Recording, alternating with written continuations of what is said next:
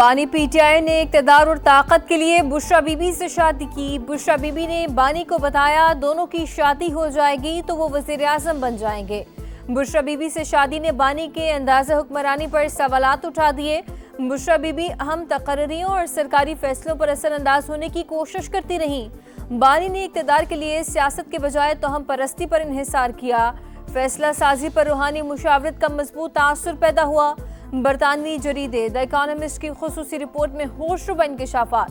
Senior صحافی oven Bennet Jones نے لکھا، بشرا بی بی بانی اور آرمی چیف کی ملاقاتوں میں بھی موجود رہتی تھیں۔ حساس ادارے کے افراد مبینہ طور پر معلومات بشرا بی بی تک پہنچاتے تھے۔ ان کی اجازت کے بغیر بانی کا طیارہ اڑان نہیں بھرتا تھا۔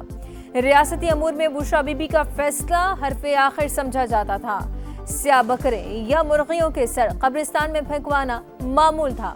جہانگیر ترین نے بانی کو بشرا بی بی کے کالے جادو سے آگاہ کیا۔ آن چودھری کو خاتون کے کہنے پر تقریب حلف برداری میں شرکت سے روکا گیا۔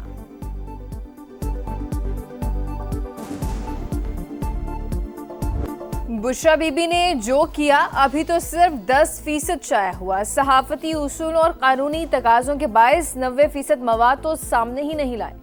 برطانوی جریدے دی اکانومسٹ کی رپورٹ کی شریک مصنفہ بشرا تسکین کی سما سے خصوصی گفتگو، کہا بانی پی ٹی آئی پر خاتون کا مکمل کنٹرول تھا۔ 25 کروڑ عوام پر مشتمل ایٹمی ملک کو جادو عملیات کے ذریعے چلایا جاتا رہا۔ بشرا بی بی حکومتی فیصلوں، تقرر و تبادلوں سمیت ہر کام پر اختیار رکھتی تھیں۔ سیاسی تجربے کی کمی کے باعث وہ جلد ایکسپوز ہو گئیں۔ بانی پی ٹی آئی کے فیصلوں کے پیچھے جھوٹ اور بہتان کا پورا نظام۔ دی اکانومسٹ کی رپورٹ میں حقیقت کھل کر سامنے آ گئی۔ بشرا بی بی حکومتی فیصلوں پر اثر انداز ہوتی تھیں۔ وفاقی وزیر اطلاعات عطا اللہ تارڑ کی میڈیا سے گفتگو، کہا بشرا بی بی نے روحانیت کا لبادہ اوڑھا ہوا تھا، تمام معاشی اور سیاسی فیصلے کرتی تھیں۔ عثمان بزدار کو بھی ایسے ہی وزیر اعلیٰ لگایا گیا۔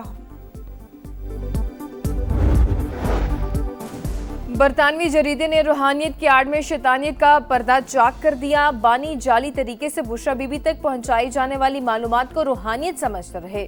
4 سال تک کوش اور پیرنی نے بانی کو بے وقوف بنایا۔ وزیر اطلاعات پنجاب اسما بخاری کا رد عمل، کہا جادو ٹونے سے جعلی پیرخانے چلتے ہیں، ملک اور معیشت نہیں۔ بشرا بی بی سے متعلق رپورٹ من گھڑت اور بے بنیاد۔ کردار کشی کی مہم مخالفین کی اخلاقی گراوٹ کا ثبوت ہے۔ پی ٹی آئی رہنما بیرسٹر سیف کا بیان، کہا بشرا بی بی کی ساکھ خراب کرنے کی ہر کوشش ناکام ہوگی۔ قربانیوں کا دور ختم ہوگا، انصاف ضرور ملے گا۔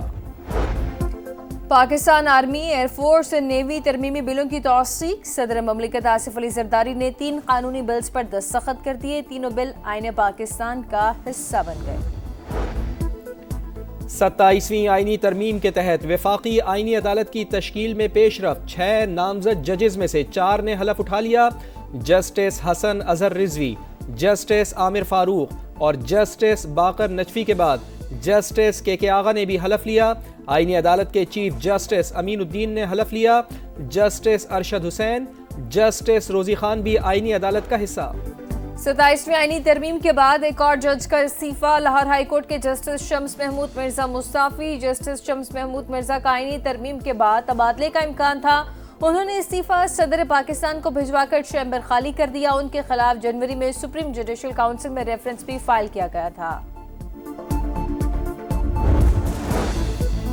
ججز کے استعفوں کا سلسلہ رکے گا نہیں۔ معلوم ہے کہ مزید کون کون سے ججز نے استعفے دینے ہیں۔ ججز صرف ایک جماعت کو انصاف دیا کرتے تھے۔ اسپیکر پنجاب اسمبلی ملک محمد احمد خان کی گفتگو، کہا عمر عطا بندیال نے خود پارلیمنٹ بننے کی کوشش کی، آئین کو بگاڑا گیا۔ ججز کی تعیناتی میں من پسند افراد کو لگایا گیا۔ ان ججز کے فیصلے دیکھ لیں، دودھ کا دودھ پانی کا پانی ہو جائے گا۔ بنو لکی مروت کے سرحدی علاقے تختی خیل میں سی ٹی ڈی اور پولیس کا ایکشن۔ 5 خوارج ہلاک، اسلحہ اور بارودی مواد برآمد۔ حکام کے مطابق آپریشن فتنہ الخوارج کی تشکیل کی موجودگی کی اطلاع پر کیا گیا۔ فیلڈ مارشل سید عاصم منیر واضح کر چکے، دہشت گردوں سے کوئی بات نہیں ہوگی، کسی کو امن تباہ کرنے کی اجازت نہیں دیں گے۔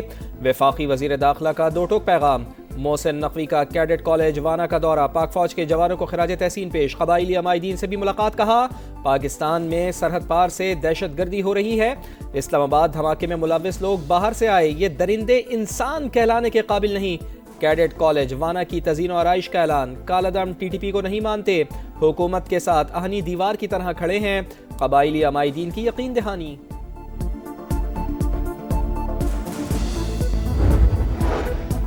اسلام آباد جوڈیشل کمپلیکس خودکش حملے کی تحقیقات، ایک درزی بھی گرفتار، حملہ آور نے خودکش جیکٹ کچھ دن درزی کے پاس رکھوائی، خودکش جیکٹ پشاور میں تیار ہوئی، بارودی مواد بھی وہیں پہنچایا گیا، ذرائع کے مطابق خودکش جیکٹ حملہ آور گڑ کی بوری میں چھپا کر اسلام آباد لایا، 3 دن تک جیکٹ درخت کے نیچے چھپائے رکھی، مرکزی سہولت کار سے تفتیش میں مزید انکشافات سامنے آنے کی توقع۔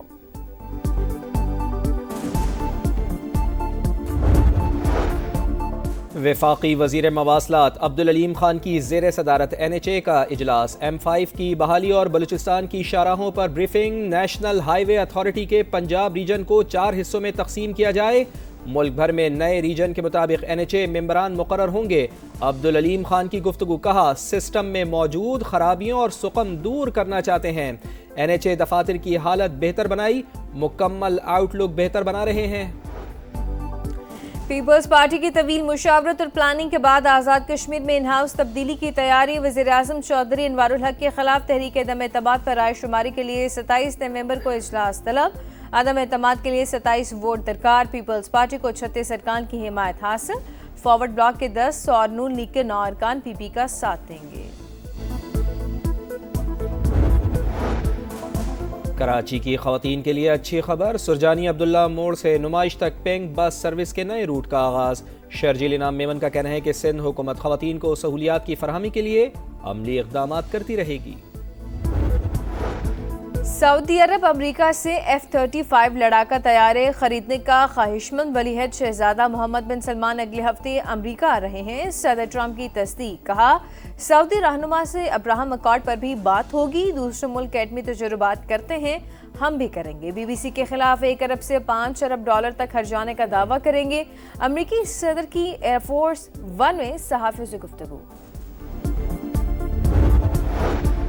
بھارتی میڈیا کی پھر پاکستان دشمنی، مقبوضہ کشمیر میں دھماکے کو پاکستان سے جوڑنے کی بھونڈی کوشش، بھارتی میڈیا نے دھماکے کی ذمہ داری کو نامعلوم دہشت گرد تنظیم کے ساتھ جوڑ دیا، انڈین میڈیا کے دعوے غلط، بے بنیاد اور شرنگیز ہیں، مقبوضہ کشمیر پولیس نے دھماکے کو حادثہ قرار دے دیا، بارود کے ذخیرے میں ہونے والے دھماکے سے 9 افراد ہلاک، 29 زخمی ہوئے۔ سلامتی کونسل میں غزہ منصوبے سے متعلق امریکی قرارداد ووٹنگ پیر کو متوقع، امریکی منصوبہ غزہ کا انتظام فلسطینیوں کے ہاتھ میں دے گا، امریکی مندوب کا واشنگٹن پوسٹ میں مضمون، عبوری مدت کے لیے امن کونسل کے قیام کی تجویز، غزہ کی تعمیر نو میں کونسل کا کردار اہم ہوگا۔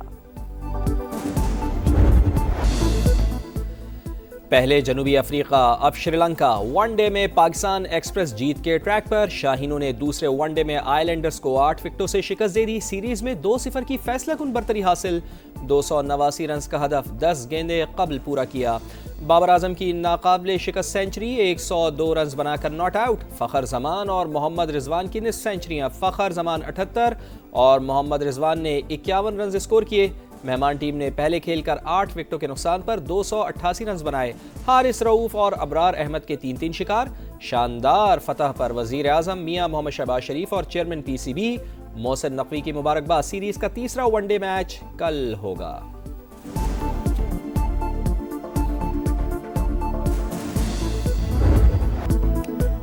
807 دن 83 اننگز بعد بابر اعظم کی سینچری، سٹار بلے باز نے بیٹ پر جمی دھول رنز کے سیلاب میں بہا دی، سری لنکا کے خلاف ون ڈے کیریئر کی 20ویں سینچری، پاکستان کے لیے سب سے زیادہ سینچریوں کا سعید انور ریکارڈ برابر، یادگار اننگز پر بابر اعظم میچ کے ہیرو قرار، کہا شائقین کی طرح میں بھی سینچری کا انتظار کر رہا تھا، ناقدین کو پہلے بھی کبھی جواب نہیں دیا، اب بھی نہیں دوں گا، ان کے لیے پرفارمنس ہی جواب ہے، بابر اعظم کی سینچری کے سوشل میڈیا پر چرچے، صارفین کے دلچسپ تبصرے۔